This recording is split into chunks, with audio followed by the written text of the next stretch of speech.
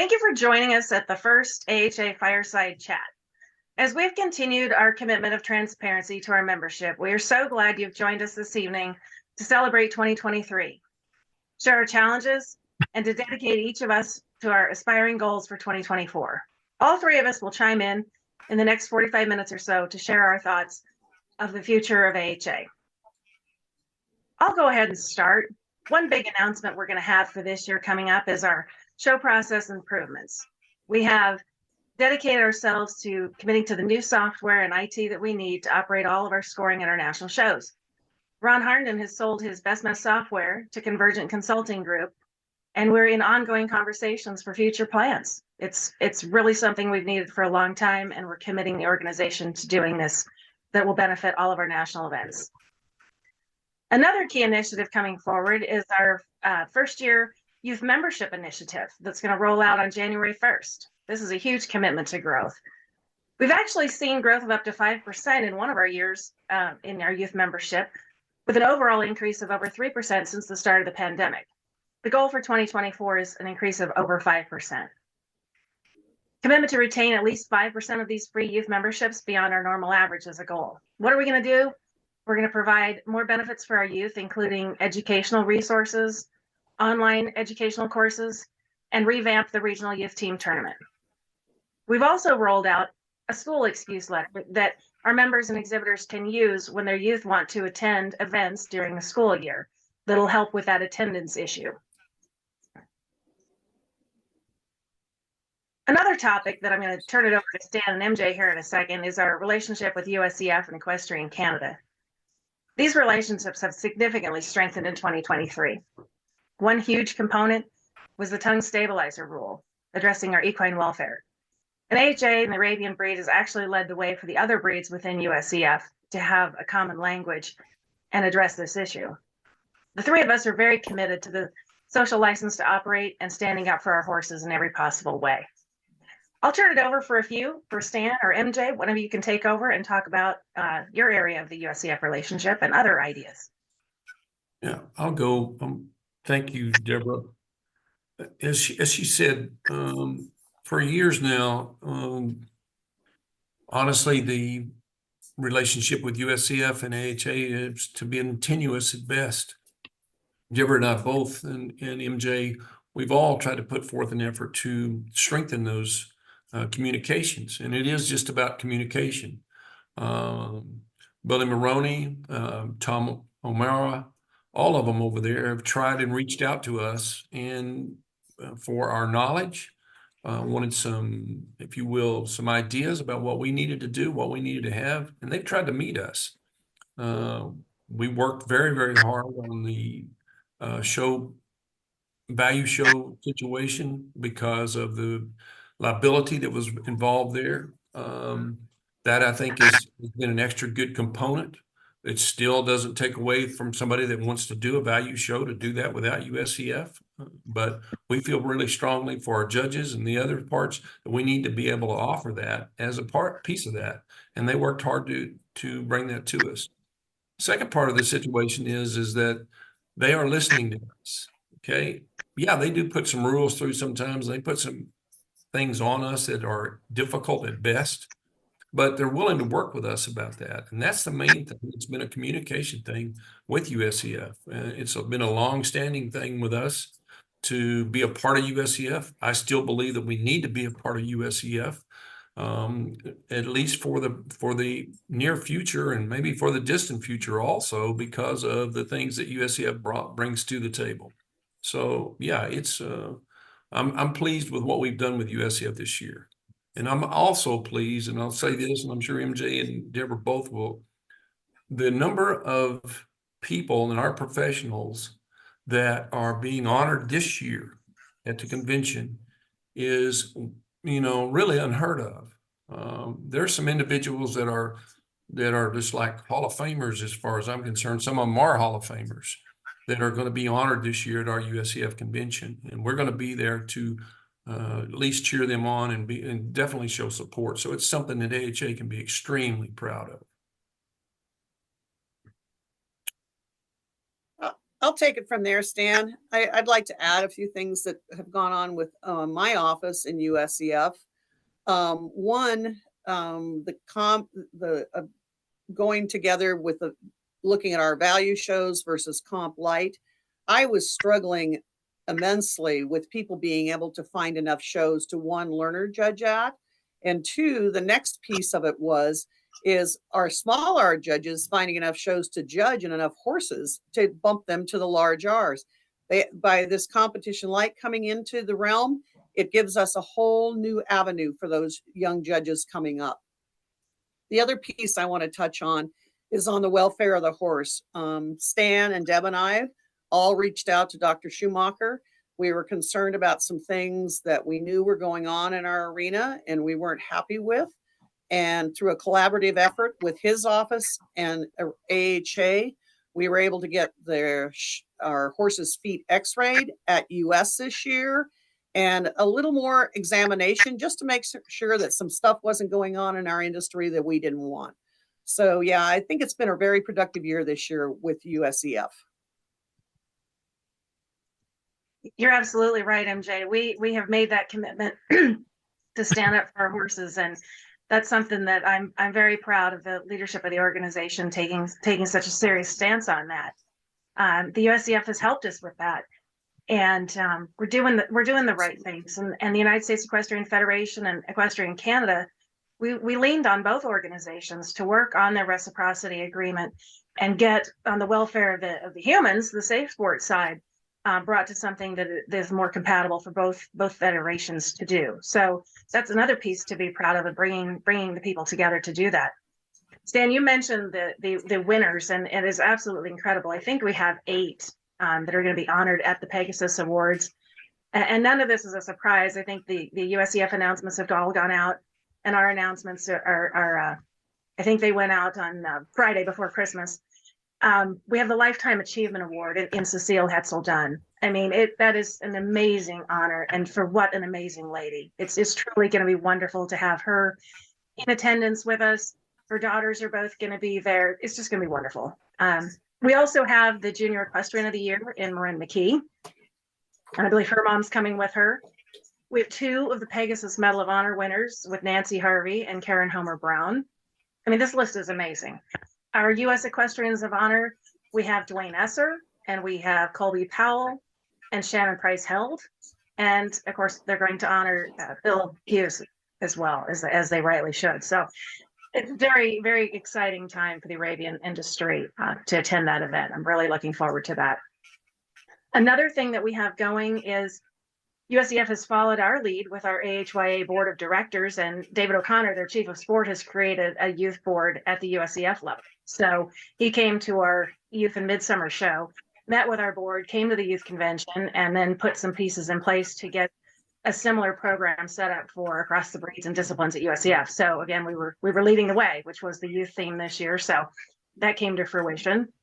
And then with these comp light shows that MJ mentioned, we already have shows that are working to move from the value show to get to the comp light. So those shows count for the Learner Judge Apprentice program and the small R's. And USCF I spoke with this last week, and even though they're closed this week, they are committed to every show that reaches out to do an application. They're going to personally call the show and competition organizers to make sure that the transition is seamless and that everything works. So they're committed to the process as well. So that's very exciting for us. I wanted to share some of the organizational efficiencies that we've had this year to celebrate from 2023. First off, we only had 11 resolutions at our convention this year, which for those of us that have been around a while, I think 94 was one of the big years. 94 in, I think it was Wisconsin, we had 94 resolutions. So when you look at how much work and efficiency the organization and its leadership are doing, the trust and transparencies of the chairs and the committee work that then come forward as board motions is a direct indication of the nimbleness and flexibility that we're seeing in our governance of the AHA. So that's a really strong point for us to understand. We also this year rolled out an online cloud system, a boardable platform for our leadership and the board for efficiency in their work at board meetings and their governing documents. And it's a wonderful platform. That was a huge, huge improvement for the organization. We have had extensive trainings of our board of directors and our committee chairs, so they have all the tools and resources they need at their fingertips. Another piece that was introduced this year was the convention and contract vetting teams to ensure that AHA is doing all of its best due diligence with regard to all of its contracts. And that's been a very valuable addition to our governance process. I think, Stan, it'd be exciting to share a little bit about what we did with the building. That move happened in this calendar year, and it's beautiful. So I'd love for you to share a little bit about that.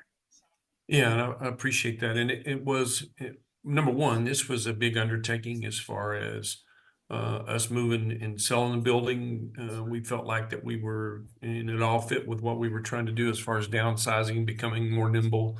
Pandemic taught us a lot about doing those kind of things. But we did get moved into the building. And I want to just a shout out to Brenna Johnson and to DJ for helping us with that, facilitate that move. They worked their tails off to get all that, along with a lot of the other staff. But it is a beautiful building. It's a more open building. One of the things that when I went around to other sister organizations and looked at, and I kept seeing they all have different things that they want to try to accomplish, but mine is that because of the old building that we were in, we wanted something that was open and that had more open spaces. We're down to one floor where we were at 21,000 square feet or something to that number. We're down to about 6,700 to almost 7,000 maybe.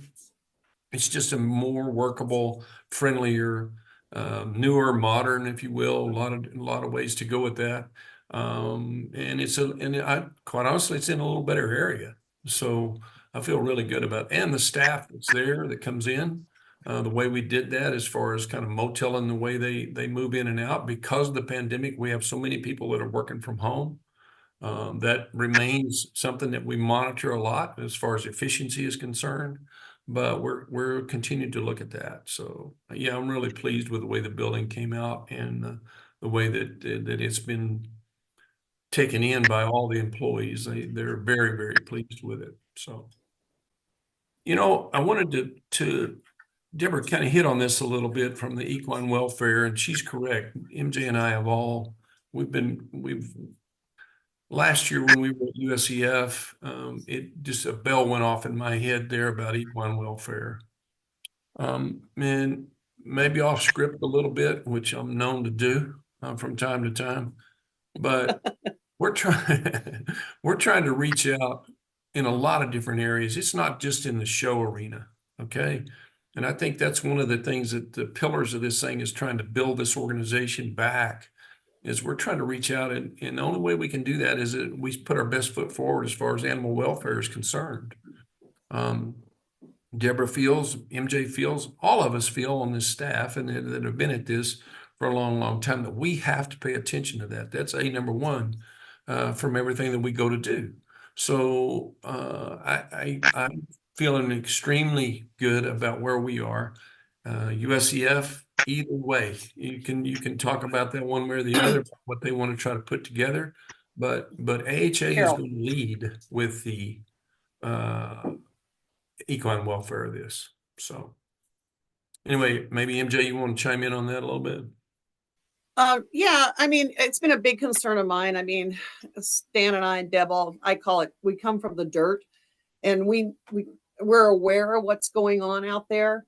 Luckily, we have lots of connections with people out there, and there's some things I don't want to dwell on the negative, but there's some directions out there that we definitely don't want to have go forward in our industry. And so I think this is the time to, step up and look at it and do what we can do in a positive way to protect our horses. And, as we well know out there in the general public, I mean, they're looking at these organizations that we're here to take care of our horses. So I think it's very important at this stage of the game for any organization that's equine involved to put that right at the forefront of what they're doing. I absolutely agree.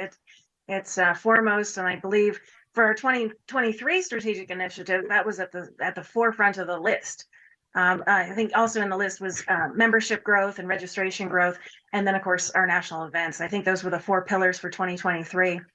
And we'll see, as we progress into 2024, I would imagine those are going to remain at the top of the list. But as we always do, our agenda planning and strategic planning sessions are starting in January. Our commissions start to have their planning meetings, and then from a governance standpoint, we're going to work with our Gooden group again to bring forward with our stakeholder groups. There's a whole bunch of them actually been involved through 23, and then to formalize the process in 24. That'll be beginning their meetings in January and lead forward to the collaborative board and leadership meeting in March. There's a working Western group, there's a business model group, there's a think tank, of course, there's a Canadian group. Our youth board has strong opinions, our regional representatives, all really moving forward in one AHA and what that membership growth, continued registration growth. We did see an uptick in that in 2023. Our youth opportunities, national events, we had amazing growth in our corporate partners and sponsors. And I know Stan's working on some things to bring forward even more membership benefits. I mentioned some of the youth benefits earlier, but I'm sure he'll touch on some of the benefits that we're working on, the adults as well. We're also going to take the competency model that we have for our executive officers and bring that so that it's available to our regional governance process as well, so that they have access in their election of their regional directors. That's a competency-based program. So that's coming in 2024 as well. So lots of exciting things. And I think, MJ, you had new platforms you were using in the judges world. I haven't experienced them yet because my card's in abeyance right now. But I think your assistant, is it called Canvas, the platform that was pretty successful? Yes. Yes. We want to move a lot of the education and the resources to our judges to be online so that they have access to them at all times. So in the 2023 budget, we budgeted to buy a learning management system, and the one we purchased was called Canvas, which is used extensively in the education world. And this year at the school, that was our first foray into using it, because it's a whole educational process for us to learn how to use it. We had 2 modules that those attending the school had to take before they complete that they actually are certified from the school that they have completed the school. So it worked really successfully. We had a few little glitches of people not being able to get on, so we extended it for 10 days past the school. And the last I heard, I think we only had 1 person that was just about completed, and it all worked. So we were very happy about that. And going forward, my goal is to put more on that platform for particularly the school people, so they have lots of more background before they come to the school. But in addition, I think we're going to do a hybrid for our seminar, possibly going back to some in person, maybe not, but a lot of learning resources for them that they can use before they go judge. So I'm super excited about all the possibilities with it. Well, I'm super excited to get back in the pool. So I'll look forward to experiencing that when I finish this role. So that'll be kind of fun to see. So looking forward to it. Absolutely. Awesome. We had, at this time last year, we had just finished the closing of the litigation with the Purebred Arabian Trust. That was in December of 24. So truly fits in our report for this year. So I think, Stan, you wanted to touch on that a little bit? I did. I mean, we did go through, and we'd gone through one lawsuit before this, just so everybody, and I'm sure you're aware of it, if you're not, that was extensive and expensive and all of those kind of things. But we felt like all along during this last one that the loss that the PAT brought to us, they wanted to. We thought we had a breach when we were down for so long as far as the computers working, and what we had was a full-blown ransomware attack. And believe me, folks, that was a nightmare after nightmare after nightmare. But I will say this straight up, from our staff to the people that we had, the way we handled that, we immediately jumped on that. I've got all the pieces in place. We employed people from obviously Colorado to Washington, D.C. to California, looking at things that we could do and how we could make this thing work. But the long and the short of it is that the Pat felt like that it had a breach, and then we'd breached the contract. We didn't feel like that. We prevailed in court, and we want to try to move forward. And I believe that the Pat wants to try to move forward with us. Carol. We're hopeful of that. We're very, very appreciative of the things that they try to do. But we want to move forward in a way to where it's not just continually thinking about having a lawsuit over our heads. And that's the hard part about this organization. We've talked about a lot of positives, and sometimes that can be a negative, but a negative can turn into a positive also. And that's what all of us are trying to look for with this. Other issues as far as the staff, I want to say categorically, we have some of the best people working for us and the most dedicated people working for us all the way through each department. They put their souls into this thing, and I feel very strongly about taking care of them. Sometimes staff always gets a bad rap about what they've done or how they didn't do it or those kind of things. But there's just a lot. We are bound by a set of bylaws that Deborah and I we're looking at all the time as far as the governance and how we can change it. Those are one of the things that was a light as far as we were concerned that showed up in the lawsuit, that we need to look at our governance real close about how we're going to do business and be more nimble. And that was a term that I used all along with this thing, is that we're not nimble enough we've got to be able to move. And the pandemic showed us that. Second part of it is that, and I will say this, there was a meeting that was in Florida. There was a group of people that were brought together that wanted some answers and wanted to talk about different ways of looking at this. Just to categorically say this, that I get a lot of different things that come across my desk or phone calls, and they said, Stan, are these people trying to take over AHA? That's Carol. not true at all. Okay. That's not true at all. They're trying to help AHA. All right. They had some concerns. I was there. Lisa Blackstone was there, our vice president, and we talked all day long about different ways we could look at that. There were some good things that came out of that. Okay. There were some things that we don't feel like we can do at all, but that doesn't mean that we can't work at them. So as I reported to Deborah and talked to her about, because we were concerned, because the people, we felt like it was a little bit of a threat to AHA, and come to find out it's not a threat to AHA. It's a way to work with AHA. And that's the thing that we're trying to be: transparent, open, and try to at least be acknowledged that we can work together on different things. That'd be with the PAT, with other people that are involved, other breeds. But we want to look forward to this. And that's the way we're trying to do that. Plus try to grow. Okay. That's our main push. My main push since I took this thing over was to figure out some way to grow this organization. Absolutely. We were on some call the other day, and I looked at my own records because, I've still got a huge riding academy and nationally competitive show horses. And our farm started 120 new customers last year in calendar 23. So when MJ says we're in the dirt, we are in the dirt. I'm still That's right. Yeah. and getting people to You're in the enjoy dirt. Arabian horses every day. I'll be back in the dirt again tomorrow, and then the next day, and then there's a little thing going to happen on the 1st. I'll talk about in a little bit, but yeah, we're literally living this every day. And one of our committees, the local level committee, is going to be working extensively, I believe, with our staff and with some of these growth initiatives, because they are the In the Dirt committee group that's about local level, right there at the ground source, getting people, because once they touch an Arabian horse and experience, they're more likely to choose one.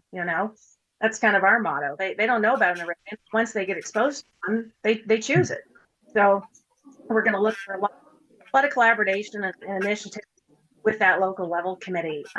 Initiatives coming throughout the year. In fact, our youth organization, their board has picked their theme, the magic is youth in you. And so they're going to be doing, I believe, monthly strategic plans to get us involved, all of us, that positivity and that magic, and what the Arabian horse and how that impacts all of us. One of the things I mentioned in our convention speech is the value of our volunteers. And we have, this really is a member-driven, volunteer-led, staff-executed organization. And to do that, the value of the volunteers, the simple math with the value of an IRS volunteer hour, it's over $31 an hour at this point. And so when you do an average for our volunteer commitment, it's almost $3 million of value that our volunteers bring to the HA. So it's an incredible amount of work, and we cherish each and every one of them as the work to move our organization. Yeah, who get it all done. It's an amazing enterprise experience. Can't say enough about all of the folks that do that.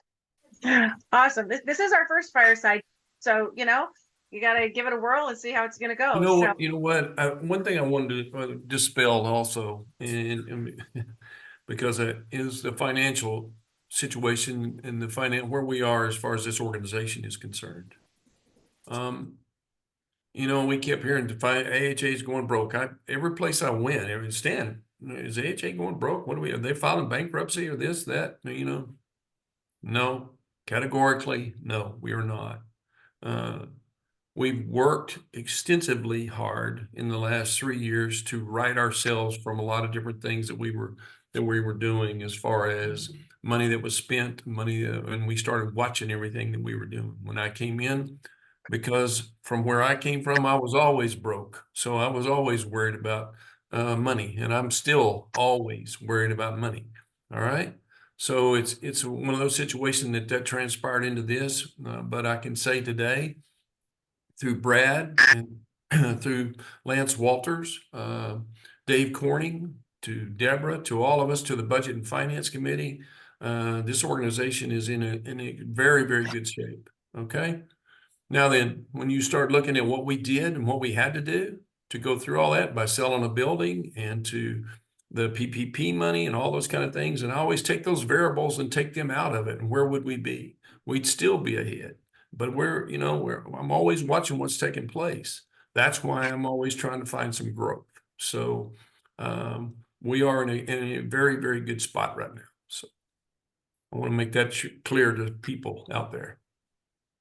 Thanks. That's absolutely true, Stan. In fact, I think it was about 10 days ago, we had a second meeting with our investment advisory group, and they are fantastic people who have significant backgrounds in the financial worlds and markets. And we have people that are outside of AHA that actually look at our numbers and look at our investments and look at what we're doing. And the returns that we're getting right now are phenomenal. And that group will meet again in May and continue to give us the best advice that we can to keep AHA. We're fiscally conservative in our spend, and then we have to be brilliantly smart in our investments. And so we have to do everything we can from that fiduciary standpoint to keep the organization as financially best as it can be. So we're going to continue along those paths of strategic management for sure. As we start to wrap up this chat, I think we want to continue to encourage everyone in their engagement of kindness, and as we strategically move the